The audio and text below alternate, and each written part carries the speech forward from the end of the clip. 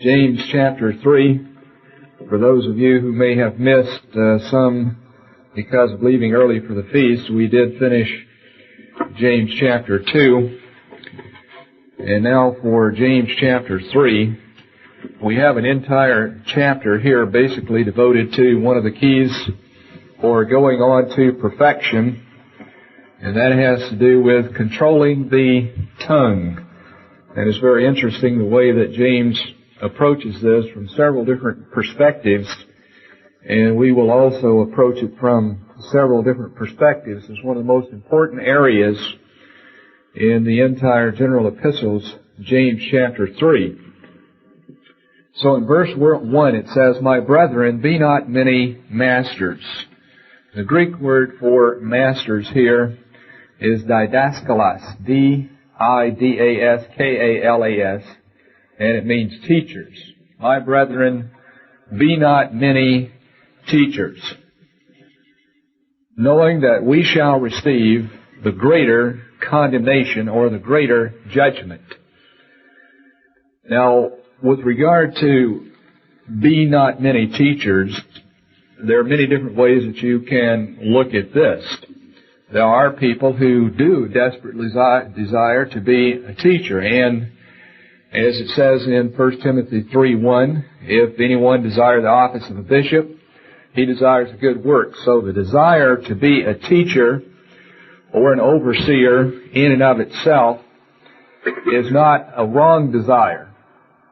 However, one should always be reminded of, as James does here, that any time that you are in the office of a teacher, you're surely going to receive the greater judgment. There is a greater responsibility upon that person.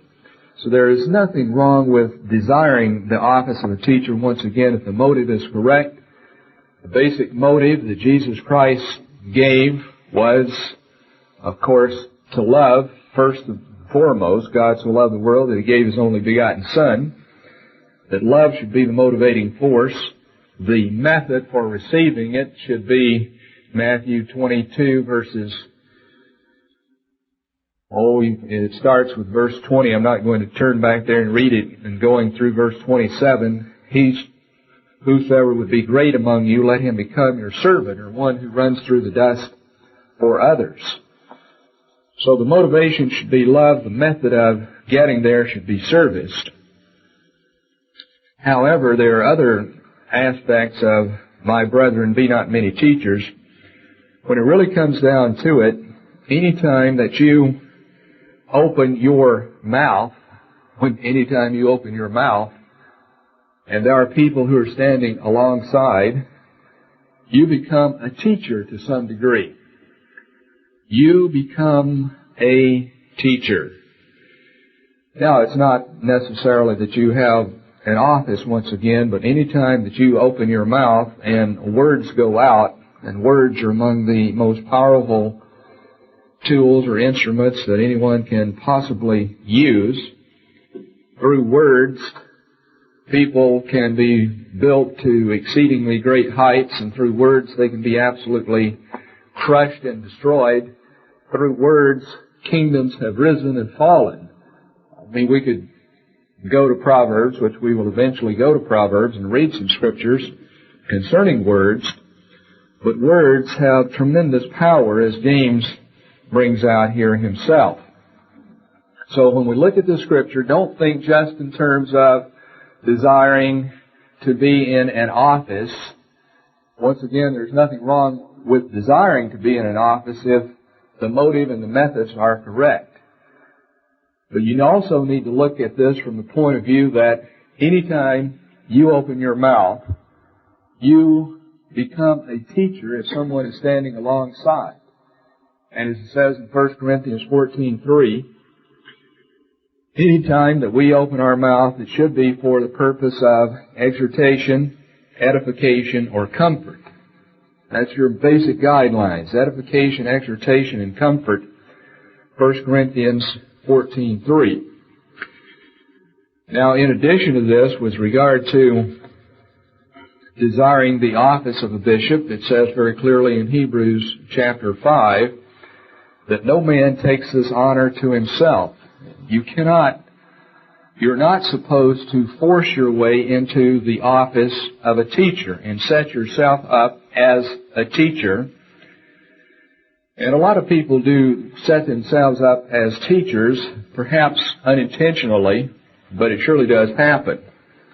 I know in this particular church area, one of the main ways that people set themselves up as teachers has to do with health.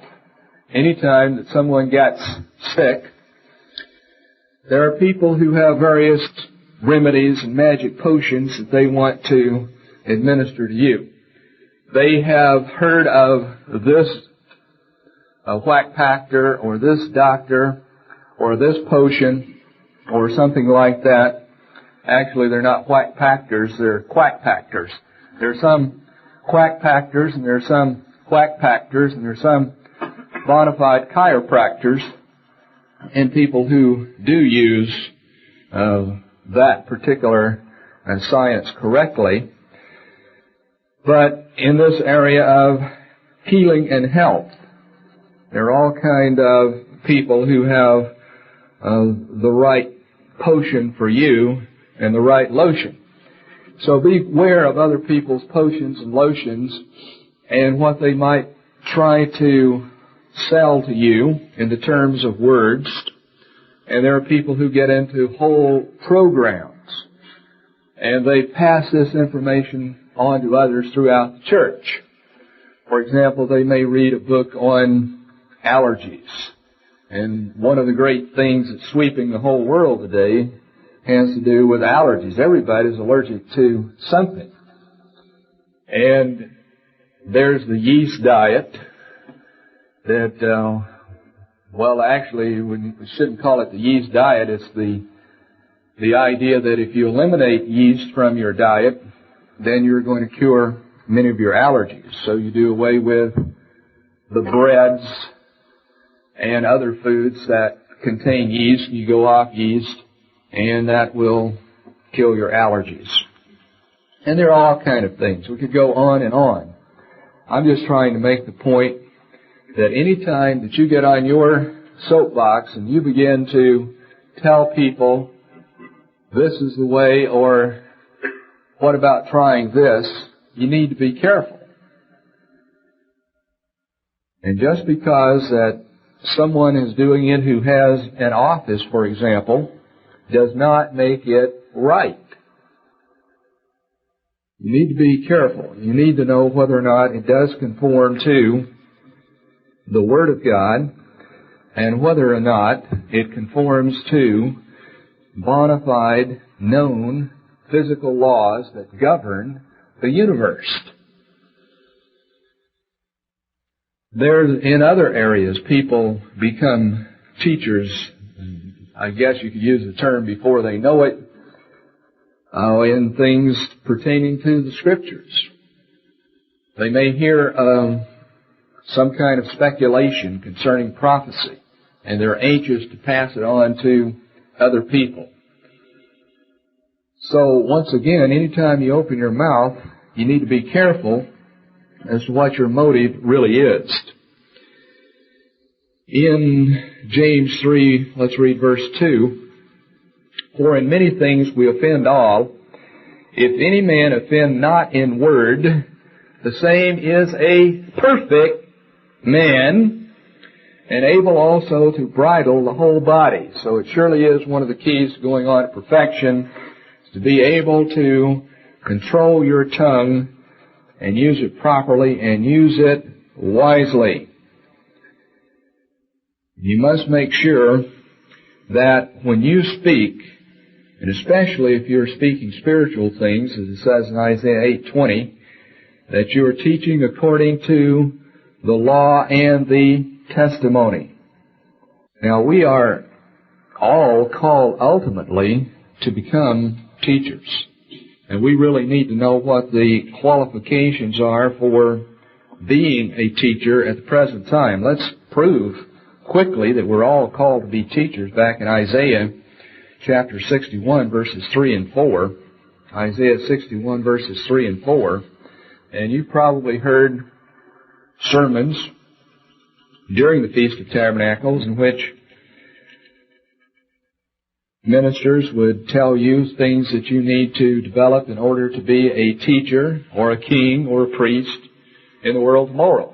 I know at St. Petersburg we had an excellent sermon by Mr. Guy Ames on preparing to teach in the world tomorrow, and he used an acronym and a mnemonic device at the same time to give the qualifications for a teacher. He says, I'm going to give you 7 keys to preparing to be a teacher in the world tomorrow, and he proceeded to give the keys. Number 1 was the truth. Number 2, education. And he proceeded then to go all the way through, giving the various keys, and when he got through, it spelled the word teacher. The beginning letter of each word spelled the word teacher. So that was a very good way of presenting, a way that you could remember each one of them. So in Isaiah 61 and verse 3, to appoint unto them that mourn in Zion, to give unto them beauty for ashes, the oil of joy for mourning, the garment of praise for the spirit of heaviness, that they might be called trees of righteousness, the planting of the eternal, that he might be glorified. And they shall build the old wastes, they shall raise up the former desolations, they shall repair the waste cities, the desolations of many generations. So you see the context. Those in Zion who have been mourning, they are going to be ministered to, and God is going to remove the mourning and turn it into joy. And you'll notice that, as we just read, that they're going to build the waste places. But in verse 6, you shall be named the priest of the eternal. Men shall call you the ministers of God. You shall eat the riches of the Gentiles, and in their glory shall you boast yourselves. So you're going to be priests and ministers of God. And one of the main responsibilities, of course, will be to teach. So we've all been called to teach, and we really need to learn how to teach. And also, we really need to learn to be careful what we teach and make sure that it does correspond to the law and the testimony, Isaiah 8:20, once again. In verse 3, let's continue. Behold, we put bits in the horse's mouth, that they may obey us, and we turn about their whole body. Behold also the ships, which though they be so great and are driven of fierce wind, yet are they turned about with a very small helm, wheresoever the governor list or wishes. So once again showing the power of the tongue. Even so the tongue is a little member, and boasts great things. Behold, how great a matter a little fire kindles. And the tongue is a fire, a world of iniquity. So is the tongue among our members, that it defiles the whole body, sets on fire the course of nature, and it is set on fire of hell. Now, when we think about the tongue and we read verses like that, generally we think about active use of the tongue. But there are 2 uses of the tongue. When it gets down to actual application, there is the person who actually says whatever it is, and generally, let's diagram it here, the person who passes on gossip, he will purport to report some source. And the way it works, he'll come up and say, I don't know if this is true or not, but I have heard, and the source is a pretty good source. And once again, now, I'm not saying this, but this is what I've heard. I have heard, and then he goes. So you have the source is quoted, and then you have a medium. In other words, someone who actually mouths what he's heard. And then you have a recipient over here. You have a listener. And this listener is just as much involved in it as the person who is saying it, as far as responsibility. And it all goes back once again to the source, This person, he's innocent. He's innocent. He didn't say it. He didn't think it. He's merely reporting what he heard. Well, obviously, this guy is the one who is really doing the devil's work. And that's one of the main things that Satan does. He is an active accuser of the brethren before the throne of God day and night. He is a continual medium. Of course, oftentimes he's the source and the medium. Hold your place there and look at Revelation chapter 12.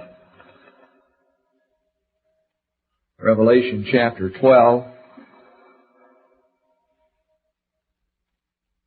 Verse 10, I heard a loud voice saying in heaven, now has come salvation and strength in the kingdom of our God and the power of His Christ. For the accuser of our brethren is cast down, who accuses them before our God day and night.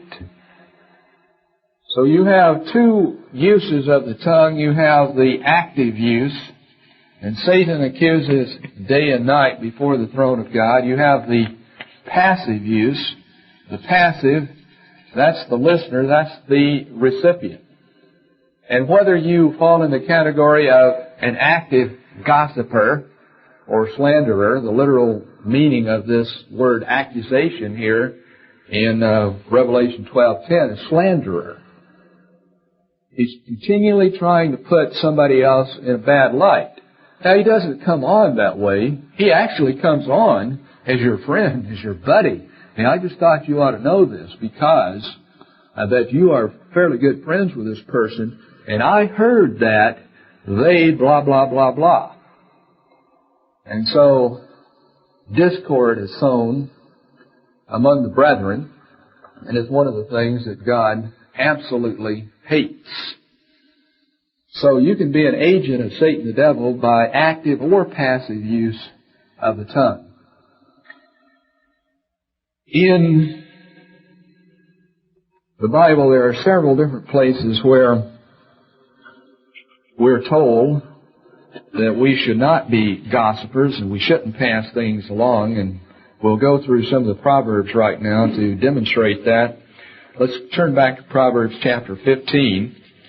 We'll get some excellent instruction with regard to the use of the tongue. And first of all, we're going to concentrate mainly on the misuse of the tongue, or the active use of the tongue. In Proverbs, didn't I say 15? I'm sorry, it's Proverbs 26 and verse 20. In Proverbs 26 and verse 20. In Proverbs 26 and verse 20, where no wood is, the fire goes out. So where there is no talebearer, the strife ceases. In other words, where there is no medium to pass on the words, then the fire goes out. As coals are to burning coals and wood to fire, so is a contentious man to kindle strife. The words of a talebearer are as wounds. They go down into the innermost parts of the belly. Burning lips and a wicked heart are like a potsherd covered with silver dross. He that hates dissembles with his lips and lays up deceit within him. When he speaks fair, believe him not, for there are 7 abominations in his heart. And speaking fair has to do with another use of the tongue, and in the active sense. And I'm going to cover this in just a moment, but I'll introduce it right now. Another active use of the tongue is flattery. Some people continually try to pass on bad news, as it were, about somebody else or something, but there are other people who misuse the tongue by being flatterers, but they're using flattery for their own advantage. Let's notice Proverbs 26:19, since we're here right now, and we'll see the other aspect of the recipient or the listener. 26:19 So is the man that deceives his neighbor and says, Am I not in sport? A man who deceives his neighbor and says, Am I not in sport? So you do not want to deceive your neighbor, and you don't want to listen to the words that the gossiper passes on. In Proverbs, since we're here, let's notice what it says back in Proverbs chapter 6. Proverbs chapter 6, where God lists 7 abominations that He hates. He lists 6 abominations, and in Proverbs 6, verse 19, He says, A false witness that speaks lies, and he that sows discord among the brethren. So God hates the abomination, those that sow discord among the brethren. Now, there are many other scriptures in Proverbs that talk about the misuse of the tongue. Now, what I have done in the book of Proverbs, which I'm going to ask you to do, there won't be a grade on it, but I'm just asking you to do it, because it'll only be between you and God and whomever with regard. What I did in the book of Proverbs, I went all the way through, and everywhere that the book of Proverbs refers to the use of the tongue. Now, sometimes they have lip, sometimes tongue, sometimes mouth, and I went through, and everywhere that tongue, lip, or mouth, or gossip, or anything like that was used, I circled that word, and I wrote a word in the margin about it. So if you go all the way through Proverbs with mouth, tongue, lip, words, like that, it will give you a great deal of insight immediately. The fear of the Lord is to hate evil, pride, and arrogancy, and the evil way and the froward mouth do I hate. With her much fair speech she caused him to yield. With the flattering of her lips she forced him. And I just go on and on. I either have an X or a circle. In chapter 11 there are several using the mouth. In chapter 12 there are several with the mouth. Chapter 13 several mouth. And so on. It goes all the way through. And I would ask you to do that. That will give you a great deal of insight immediately into proper use and misuse of the tongue. Now back in Psalm 15. Psalm 15 covers both aspects of the use of the tongue, the active and the passive. Psalm 15. Lord, who shall abide in your tabernacle, in your dwelling place? Well, today the church is the tabernacle of God. It is Zion. And eventually, of course, those who are in the resurrection will dwell in New Jerusalem. Lord, who shall abide in your tabernacle, in your church, in your dwelling place, in New Jerusalem eventually? Who shall dwell in your holy hill? He that walks uprightly, works righteousness, speaks the truth in his heart. He that backbite not with his tongue. So you got the active use of the tongue. He that backbites not with his tongue, nor does evil to his neighbor, or takes up a reproach, as it says in the King James. But if you'll note in the margin, you'll note what it says: receives a reproach against his neighbor. Passive use. So he doesn't backbite with his tongue, and he doesn't receive a reproach against his neighbor. In whose eyes a vile person is condemned, but he honors those who fears the eternal. He that swears to his own hurt and changes not. He that puts not his money to usury, nor takes reward against the innocent. He that does these things shall never be moved. Verse 3, once again, the key verse. He that backbites not with his tongue, nor takes or does evil to his neighbor, nor receives a reproach, or endures a reproach against his neighbor. The person who listens to the gossip is just as guilty as a person who perpetrates the gossip. You'll notice in Isaiah chapter 3, you have something similar, and you've heard of the so-called old Chinese proverb, he who hears no evil, sees no evil, speaks no evil. Well, that's exactly what this says in Isaiah chapter 33. The context is, who will dwell in Zion? Who will dwell in God's church? And who will be in the kingdom of God? Because the context has to do with purifying right at the end of the age in Isaiah 33 and verse 14. The sinners in Zion are afraid. Of course, that time is going to come when the wheat and the chaff are going to be separated. The time is going to come in which the tares are going to be removed. The sinners in Zion are afraid. Fearfulness has surprised the hypocrites. Who among us shall dwell with the devouring fire? Jesus Christ is going to come as a devouring fire. Who among us shall dwell with everlasting burnings? He that walks righteously, speaks uprightly, he that despises the gain of oppressions, that shakes his hands from the holding of bribes, stops his ears from the hearing of blood, and shuts his eyes from the seeing of evil. So he speaks uprightly. He does not speak falsely, see. He speaks no evil. He stops his ears from the hearing of blood and shuts his eyes from the seeing of evil. He shall dwell on high. His place of defense shall be in the munitions of rocks. Bread shall be given him. His waters shall be sure.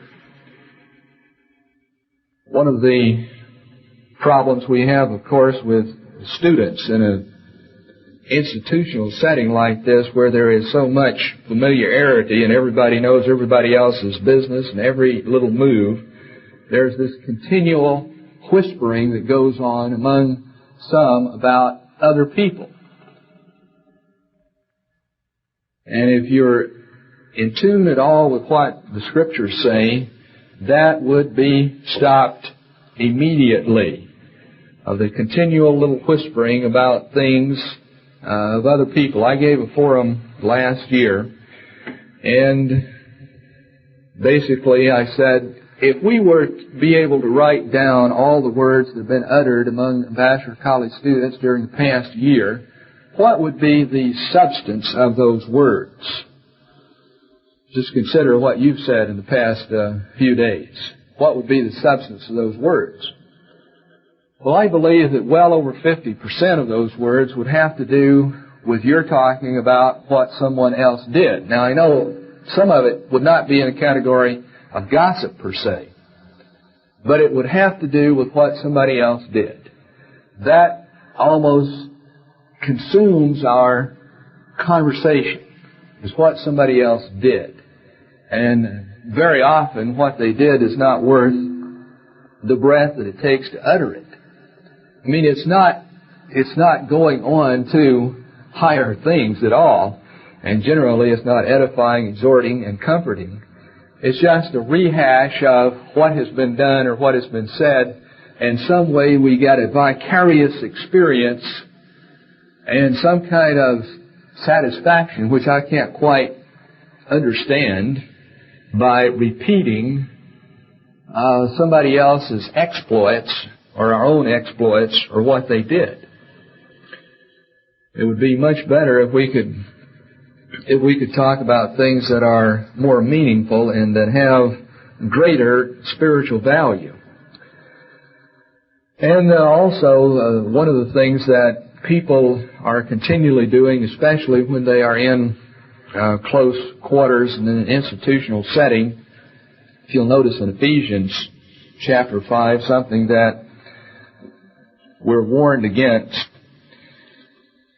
that we try to give others little coded messages continually in the form of jesting, instead of really facing them as brother to brother and saying whatever it is in a loving way to our brother.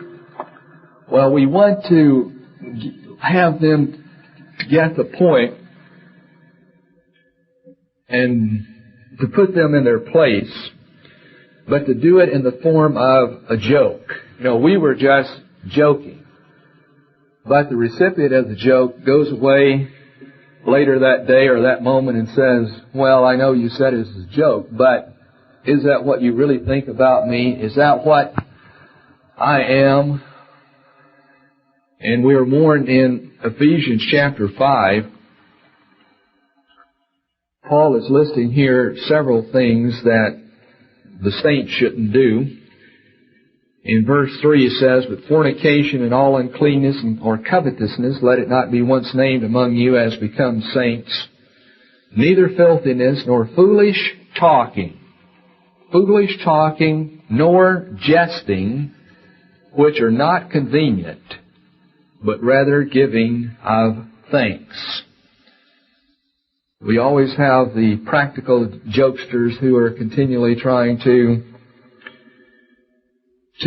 put everybody in their place and to be the sort of comedian on campus. And comedy in America is really slick. Comedy, of course, appeals to much of the comedy. There is good, bona fide humor, and I really love good, pure, clean, spontaneous, creative, natural humor. But the sick kind of humor that so many people indulge in is repulsive. You know what? Humor in America takes on one of two forms generally. And here's how the comedians get rich. We are attracted to humor when people put themselves down. Now there is, we're told continually, and surely it's a true saying, that we should not take ourselves too seriously. And we shouldn't. And we should be able to laugh at ourselves. But to put ourselves down deliberately so that others will laugh and in turn say, he's a great guy. You see, if the motivation is to attract attention to ourselves so that people will think of us in a certain way because we have deprecated ourselves, and we have so-called gotten down on their level so they can identify with us. Well, there's a certain amount, I suppose, you can do with that, but you need to be careful how far you go in deprecating yourself. When you read through the Bible, and I know that we get up and we talk about that God has a great sense of humor, and Jesus Christ has a great sense of humor, and I'm sure they do. I know the fruits of the Spirit, the first three, love, joy, and peace. But in reading through the Bible, I've never seen God or Christ deprecate themselves. I just haven't seen it. And on the other hand, I've never seen them deprecate anyone else, though they do deprecate or condemn evil, wickedness. And also, you won't find God and Christ defending themselves.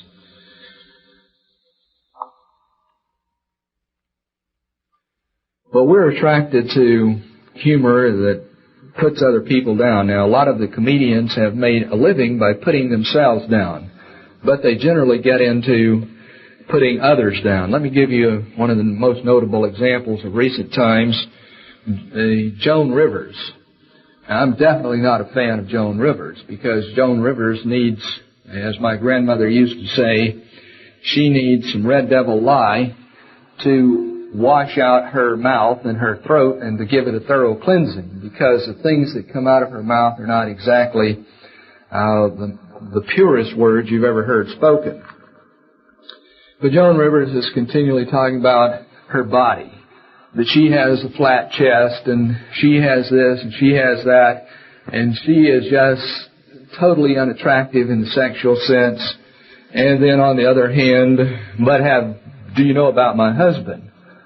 And she begins to talk about her husband, what a boring person he is, and a terrible lover, and all that. Well, by the way, recently her husband committed suicide. And then Saturday Night Live, it's continually putting down the establishment, showing how wrong it is.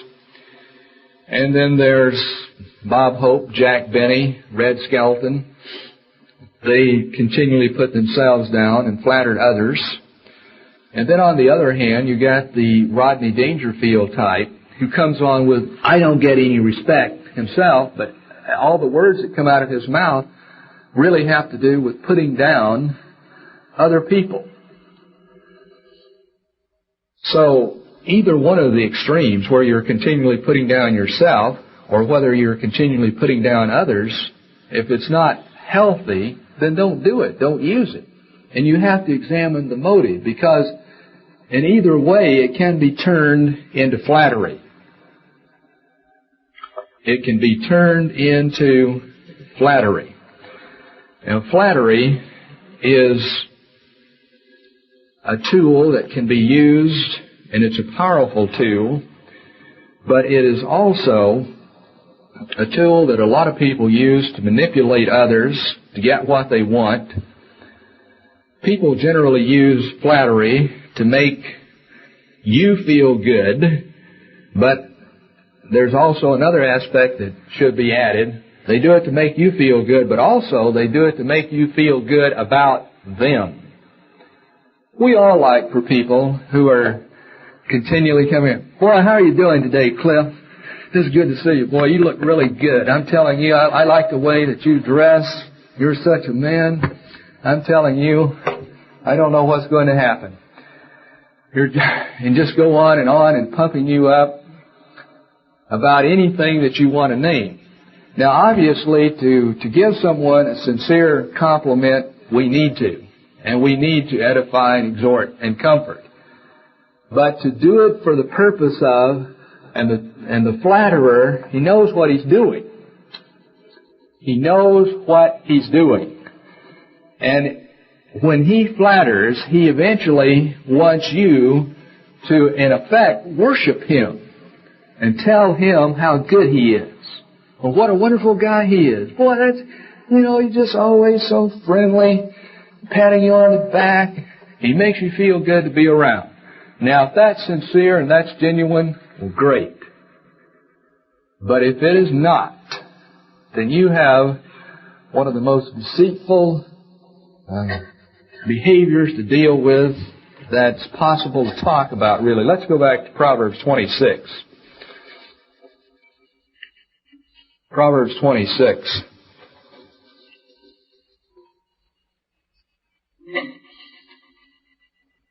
We'll pick it up once again, this time with verse 24. He that hates dissembles with his lips, and lays up deceit within him. When he speaks fair, believe him not, for there are 7 abominations in his heart. Whose hatred is covered by deceit, his wickedness shall be showed before the whole congregation. Eventually, his wickedness is going to be revealed. And actually, if he is flattering you to gain advantage, he hates you. We have had flatterers in the church in recent times who went about flattering everybody from Mr. Armstrong up and down the line to gain advantage. Whoso digs a pit shall fall therein, and he that rolls a stone, it will return upon him. A lying tongue hates those that are afflicted by it, and a flattering mouth works ruin. A flattering mouth works ruin. Now, let's just ask you a question. When you think of flattery and the use of flattery, what example could you think of in the Bible of one of the premier flatterers of all time? Okay, do I? Well, Satan definitely uses flattery to try to gain advantage. He will flatter, he will tell you whatever to make you feel good, to try to get you to follow him. In the human realm, name someone else. Okay, Tommy? I'm looking for a specific person. Really, when the Pharisees came before Christ and saying, "Good master," kind of thing, they were speaking facetiously. They really didn't view him that way at all. I'm talking about a specific purpose here. Okay. Delilah and her work with Samson. Some flattery went on there for sure. Yes, Martin?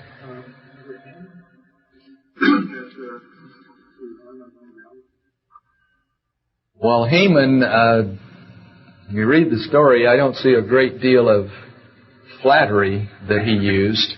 Okay, Jim? Well, Daniel interpreting Nebuchadnezzar's dream, the interpretation was from God. That God revealed to Daniel Nebuchadnezzar's dream. I wouldn't use that as an example. Okay, we'll take one more. Sean? In that, Job did, what did he flatter?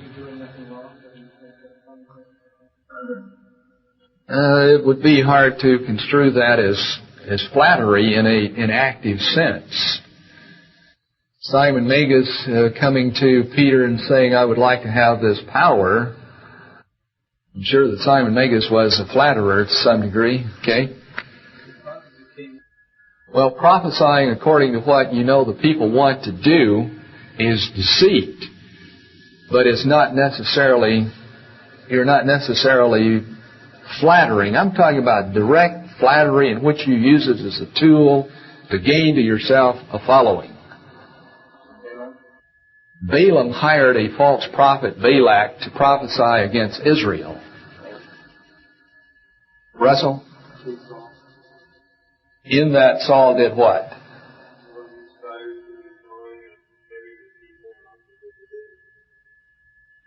Also what? Saul didn't do a lot of flattering of David when it really got down to it. We'll take one more, then I'm going to move to... Well, you won't find Nimrod's mother, whatever her name was, Semiramis. I'm quite sure that she used flattery, but you don't read of it in the Bible. I'm telling you, this case is in the Bible. I said we're going to go on.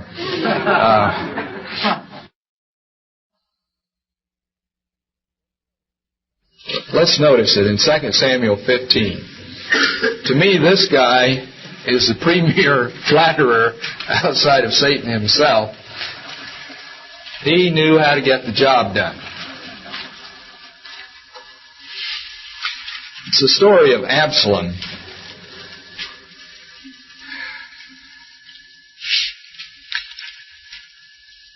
I'll just briefly review the story of Absalom. You remember that Absalom was one of David's sons, and that Absalom had killed one of his brothers because, one of his brothers, one of David's sons, had forced his sister. And as a result of him killing his brother, him being Absalom, he fled for a number of years. Then he came back to Jerusalem eventually. And notice what he did. 2 Samuel 15:1. It came to pass after this that Absalom prepared him chariots and horses, 50 men to run before him. And Absalom rose up early and stood beside the way of the gate. And it was so that when any man that had a controversy came to the king for judgment, then Absalom called unto him and said, "Of what city are you?" And he said, "Your servant is one of the tribes of Israel." And Absalom said unto him, "See, your matters are good and right, but there is no man deputed of the king to hear you." Absalom said moreover, "Oh, that I were made judge in the land, that every man which has any suit or cause might come unto me, and I would do him justice." And it was so that when any man came nigh to him to do him obeisance, he put forth his hand, took him, and kissed him. And on this manner did Absalom to all Israel that came to the king for judgment. They were coming to his father for judgment, but Absalom would cut them off.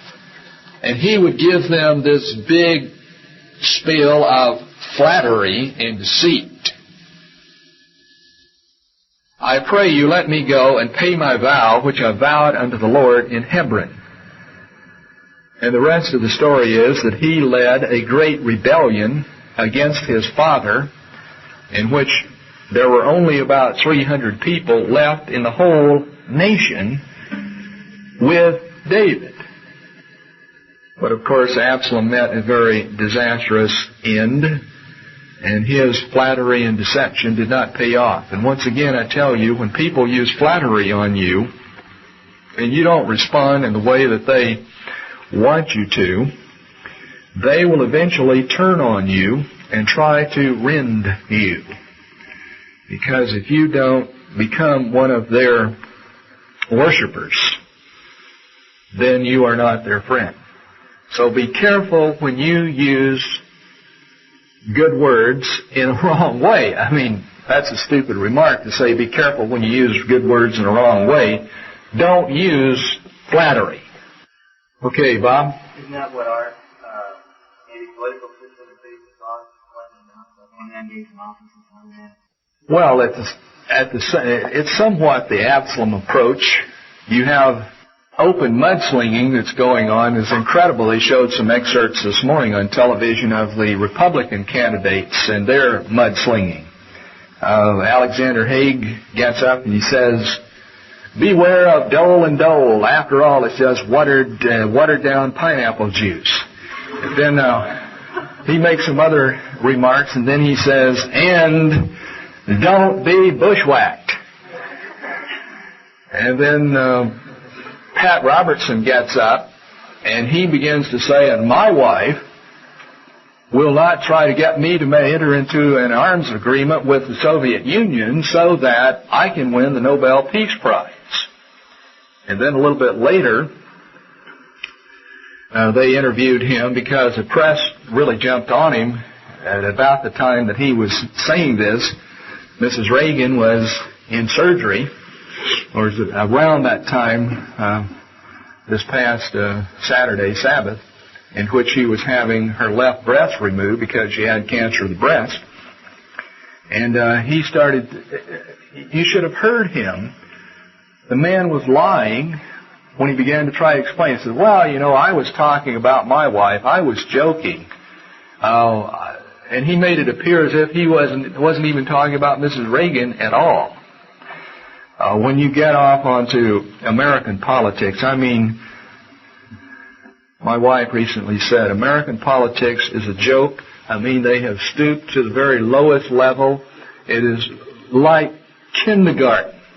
I mean, kindergarten kids really have more wisdom and come across with more character than what these people are doing at the present time. So, Bob, I suppose the answer to your question is yes, though I would think that Absalom was a more diplomatic, skillful manipulator and not so openly slinging mud and really trying to build up people who came to David for justice, and over a course of time won their hearts. Anytime somebody puts out their hand to shake hands with you, and you reach over and you kiss their hands, and of course the Bible doesn't tell you everything that was said, but you know that there came this great spiel of flattery to that person. And we do want to use good words, but we want to make sure that those good words are from the heart and that they are not to try to gain attention to ourselves, but quite the opposite. That we're trying to edify, exhort, and comfort another person. Not so someone will come around telling you how great you are, or so people will say what a wonderful person that person is, because of the way that their personality manifests itself to you. Now, we tend to view people according to the way that their personality manifests itself to us. In other words, do I get good vibes or bad vibes? Does this person make me feel good? Or does this person tend to pull me down, or however you want to express it? I recently heard a bit of wisdom, which I think is tremendous wisdom. a person was talking about, and in this case he was applying it to ministers in America. He said, ministers in America are so intent on loving to be loved that they have forgotten how to love. You see, if you're so filled with loving to be loved, you're really not going to have the kind of spiritual courage that's necessary to properly shepherd a flock. Because to properly shepherd a flock, you have to apply tough love. And to be a leader, you have to apply tough love. To be a parent, you have to apply tough love. And human nature in and of itself despises tough love. People don't want to be corrected. People don't want for you to tell them what their sins and faults are. And there have even been ministers in the Church of God who fall into the trap. Everybody wants to be thought well of. Everybody likes, for their congregation to go around saying what a wonderful minister Mr. So-and-so is. We all like that. What a wonderful so-and-so, Mr. So-and-so, or so-and-so and so-and-so and so-and-so is. We all like that. But yet at the same time, what does God really think about what we're doing? Are we doing what God would have us to do, or are we doing what we want to do so that we will be well thought of? People, the Bible is replete with prophecies that talk about, in Isaiah, the people are saying, speak to us smooth things. We don't want to hear the things of God. Remember when God spoke to Israel from Mount Sinai, and His voice thundered, and they quivered and quaked, and they were shaking, and they said, Moses, you go up into the mountain, let God speak to you, and then you come back and tell us what God said. Well, we don't want to hear God's voice. And people really don't want to hear what the truth of the matter is, but by you telling the truth and properly administering the truth, you are really loving. And when you are just loving to be loved, you may be hating. But you may not be doing your job at all. But let's look in Proverbs now briefly of proper use of the tongue and the power that we all have there for using the tongue properly. In Proverbs 15 and verse 1, soft answer turns away wrath. Do you give the soft answer and turn away wrath, or the contrast and grievous words that stir up anger? The tongue of the wise uses knowledge aright, but the mouth of fools pours out foolishness. The eyes of the Lord are in every place, beholding the evil and the good. A wholesome tongue is a tree of life. A wholesome tongue is a tree of life. You really have within your power in the tongue the power of life and death. I'll hold your place there. Let me show you that. A wholesome tongue is a tree of life. Look in Proverbs chapter 18. There's a statement that is made concerning the power. Proverbs 18, verse 20 and verse 21. Proverbs 18:20. A man's belly shall be satisfied with the fruit of his mouth, and with the increase of his lips shall he be filled. Death and life are in the power of the tongue, and they that love it shall eat the fruit thereof. In other words, if you try to use your tongue for wrong motives, then it's going to be death unto you. If you use your tongue for right motives and apply right methods, then it should be life unto you. The power of life and death are in the tongue. In Proverbs 15, verse 4, a wholesome tongue is a tree of life. Proverbs 18:21, life and death are in it. Probably if we could have a political candidate run who was somewhat qualified and could keep his mouth shut, he'd probably win. Because you have all the press and all the other candidates there trying to pick apart everything that you say, and so many of these people are putting their foot in their mouth that is unbelievable. A wholesome tongue is a tree of life, but perverseness therein is a breach in the spirit. So you do have the power of life in your tongue. Now let's notice verse 23 in this same chapter. Proverbs 15:23. A man hath joy by the answer of his mouth, and a word spoken in due season, how good it is. And there are several companion verses here. Let's look at verse 30 that goes with this. The light of the eyes rejoices the heart, and a good report makes the bones fat. So it is great to pass on a good report and to be able to speak a good word at the right time. Notice back in Proverbs 12 and verse 25. Proverbs 12 and verse 25. Heaviness in the heart of man makes it stoop, but a good word makes it glad. You can turn around a person's whole day and his whole outlook on life by just a good word. I remember my first year at Ambassador College.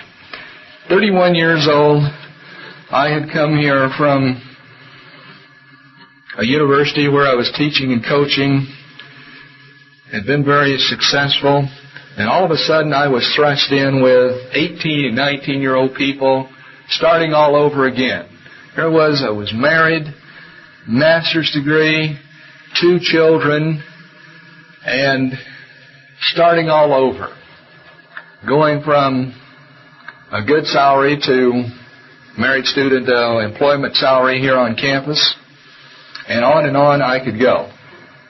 And I remember some of those times, and in addition to that, I was in this struggle and turmoil of mind of whether or not I was doing the right thing and what was this doing to my family, and on it went. And through the course of that year, from time to time, there would be 18 and 19-year-old students who would walk up to me and give me a good word. It would just turn around my whole outlook, and my whole being would brighten up.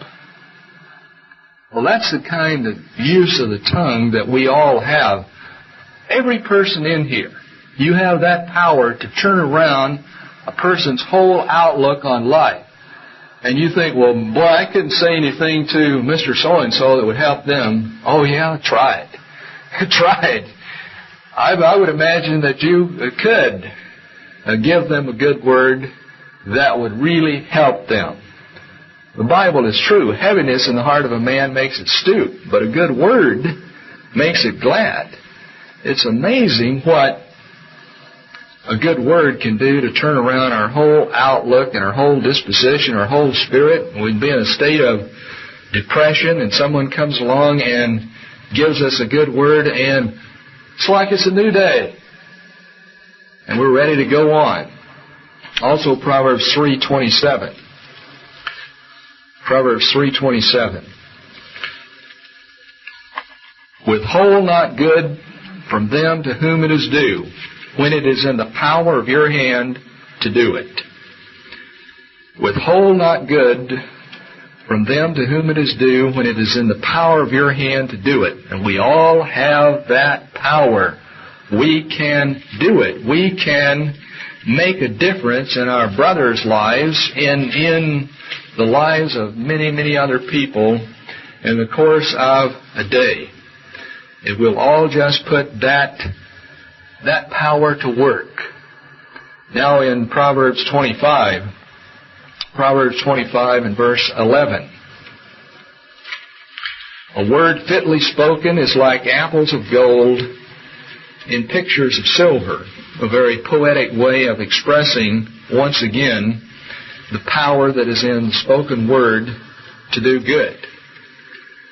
So obviously, if there's such tremendous power in the spoken word to do evil, conversely, there is tremendous power in the spoken word to do good and to completely turn around a person's disposition and outlook on life.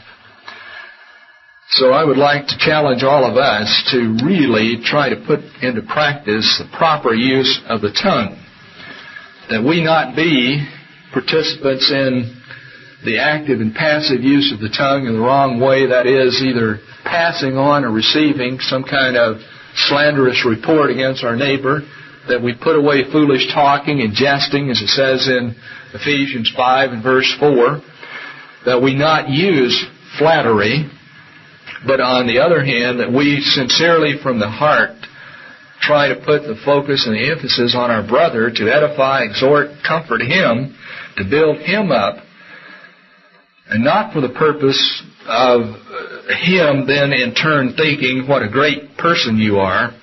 As I think back on what I was relating to you concerning my first year at Ambassador College, and I know through the course of that first year there were a lot of students who spoke many good words to me. I can't really remember specifically who they were outside of 2 or 3 people, but I know there were far more than 2 or 3 people.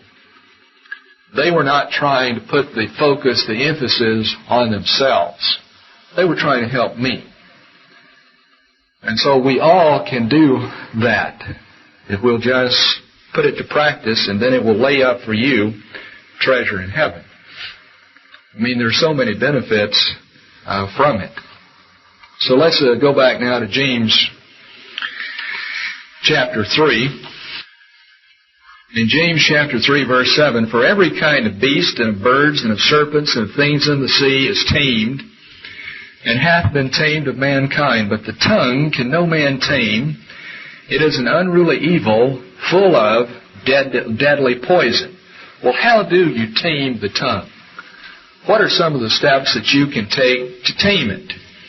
Well, very quickly we could demonstrate what it is from the Scripture.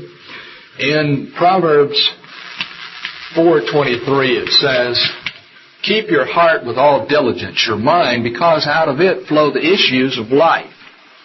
In Proverbs 23:7 it says, "As a man thinketh in his heart, so is he." In Matthew chapter 12 and verse 36 it says, "Out of the abundance of the heart the mouth speaks."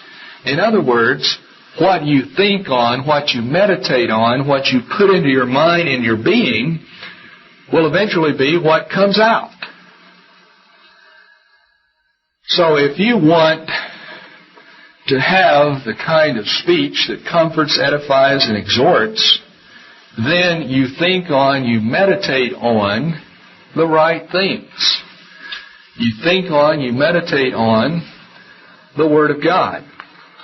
For example, there are several scriptures in Psalm 119, but I'll just point out some. In Psalm 119, verses 9 through 11, David says, "How can a young man clean his way?" Or clean up his way. And he says, "By hiding your word in my heart, that I might not sin against you." In verse 97 through verse 105, David says, "I meditate on your law day and night. I love your law. It's a light unto my feet, a lamp unto my path."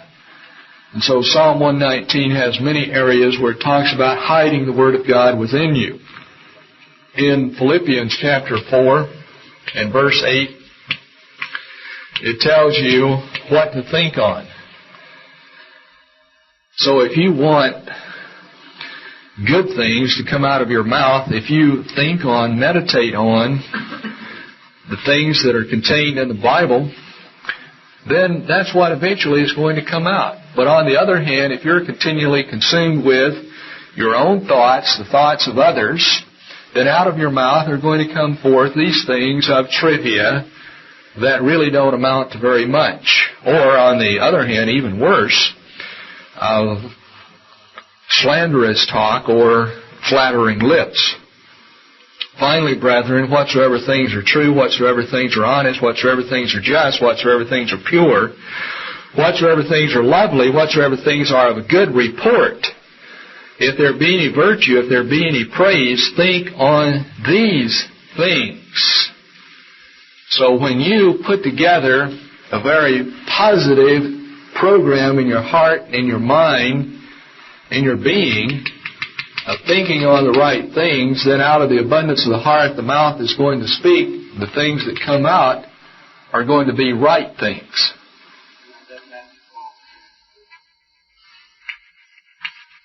Sorry, Matthew 12:34.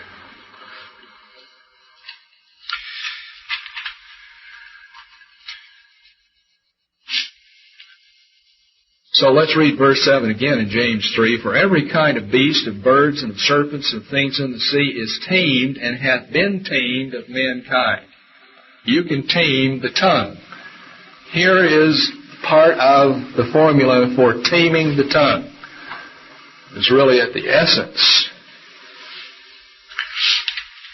But the tongue can no man tame in and of yourself, but through the Word of God and the Spirit of God, it can be tamed. It is an unruly evil full of deadly poison. Therewith bless we God, even the Father, and therewith curse we men, which are made after the similitude of God. Out of the same mouth proceeds blessing and cursing. My brethren, these things ought not so to be. Does a fountain send forth at the same place sweet water and bitter? Can the fig tree, my brethren, bear olive berries, either of vine figs? So can no fountain both yield salt water and fresh. So the point being that even in nature is consistent, that it brings forth kind after kind, and fruit after fruit, and water after water, and it doesn't mix it. And then James contrasts, who is a wise man? If you want to know who a wise man is, one that is capable of teaching, he begins to show you the person who really has some of the qualities to be a teacher. Who is a wise man? Or I could say, who is a teacher? Really one that you could look to be a teacher. Who is a wise man and endued with knowledge among you? Let him show out of good conduct his works with meekness and wisdom. So once again, by their fruit shall you know them. But if you have bitter envying and strife in your hearts, glory not and lie not against the truth. So you can measure yourself. If you're one that is continually envious of others and wondering why they got the promotion and you didn't, and there's strife in your heart, and God knows your heart, and you cannot cover it up from Him, He says, lie not against the truth. This wisdom descends not from above, but is earthly, sensual, devilish. And here he contrasts devilish wisdom with the wisdom of God. And the Greek word here for devilish is D-A-I-M-O-N, D-A-I-M-O-N-I-O-D-E-S. It means demoniacal. This wisdom is demoniacal or devilish. For where envying and strife is, there is confusion in every evil work. In other words, even murder. That when you slander, and we have gone through exercising judgment, mercy, and faith with your brother, and if you don't exercise judgment, mercy, and faith with your brother, as it says in 1 John 3, 14, 15, 16, that is really the same as hating him. So if you have envying and strife in your heart, there is confusion in every evil work, but the wisdom that is from above is first pure, then peaceable, gentle, easy to be entreated, full of mercy, willing to forgive others, of good fruits, without wrangling or partiality, without hypocrisy, and the fruit of righteousness is sown in peace of those who make peace. So if you're exercising judgment, mercy, and faith with God and with your brother, then you'll be making peace and you'll be bearing the proper kind of fruit, and you would be one who could be a teacher, because you're on the road then to wisdom. All right, we'll take up with chapter 4 on Thursday. Additional programs and literature available at hwalibrary.com.